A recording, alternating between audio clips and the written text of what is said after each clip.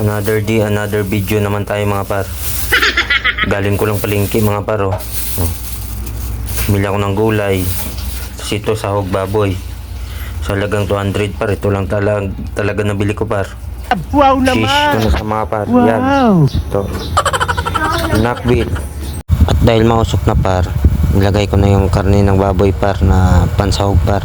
At yan, tamang mikos-mikos lang ni Jim Vibes par. Shish. At ito par, fast forward pala par, nalagay ko na lang ng tubig par, tsaka yung kalabasa par na pampalambot, kasi gusto ko talaga par malambot yung kalabasa pagdating sa pinakbit par. Kaya inuna ko na yung kalabasa. Ganyan ako magluto ng pinakbit par. Kahit hindi ka bit, magluluto ka pa rin ng pinakbit, kasi diyan ka na lang bumabawi par. Ay, sarap nito par. Kaya mo, gulay pa lang par, fresh na fresh. Ay, sana all par, fresh na fresh. At ayan par, tinakpan ko lang par. At ayan, fast forward par. Ayan, kita nyo par, oh, after 10 minutes par. Ayan, kunting mikos-mikos si Jim Vibes. At tingnan ko lang par kung malambot na siya par. Ayan, diba par, ganyan ako par. At ayan, syempre tikman natin yan par kung anong kulang, kasi tinimplahan ko na to kanina par. Hindi ko lang na videohan par, kasi ang hirap par, wala may tagahawak ng cellphone par, diba? Kaya shish. After ng 10 minuto par, nagdagdag lang ako ng 2 minuto par. Diba? Alam mo na yan par. Gusto ko talaga par, kahit hindi perfect, pero ganyan ako magluto par.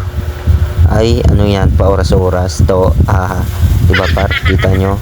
Ganyan talaga par. Yan yung gusto ko sa isang pinakbit par. At syempre par, tikman natin par.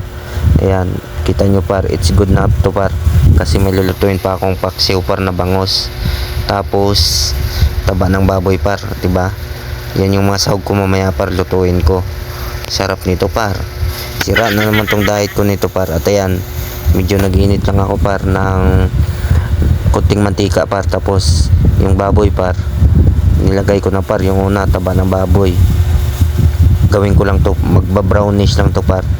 After ng mag-brownish nito par, ayan, diba? Hintayin ko lang sana mag-brown talaga par. Ito lang gusto ko sa baboy. Tapos sinunod ko na yung kwan par, sili. Alam mo na par, para may kunting sipa. Tapos nilagay ko na yung kwan par, bangos. Para naman masyadong masarap to par, diba? Ganyan yung pagluto ko ng bangos par. Sira naman tong diet ko nito, parang taba ng bangos pa naman par. Tapos sa taas nilagay ko na yung mga lamas par. Syempre ganyan par, mabisa yan par. Tapos paminta, nilagay ko na yung paminta. Tapos konting magic sarap. Ay, naku naman par, diba? Tapos nilagyan ko ng tuyo ng mga jeep nyo o asawa nyo. Ay, sana all may tuyo. Tuyo ka sa akin maya par. At ayan par, lagyan ko ng 1 basong tubig par. Tapos suka. Yung suka paglagay ko dyan par, tansyahan lang par. Siyempre lagay natin yung pangmalakasang talong na 1 piraso. Ay, sayang din yon. Kaya siyempre par, takpan natin par. Dahil lutuin lang natin to ng 10 minuto par. Ayan, kito after ng 10 minuto par, ito na siya, oh. Ay, diba ang sarap nito par, ang bango. Ramdam ko na par. Kaya kung aabot ka sa video na to par, paki-comment naman kung taga saan ka, para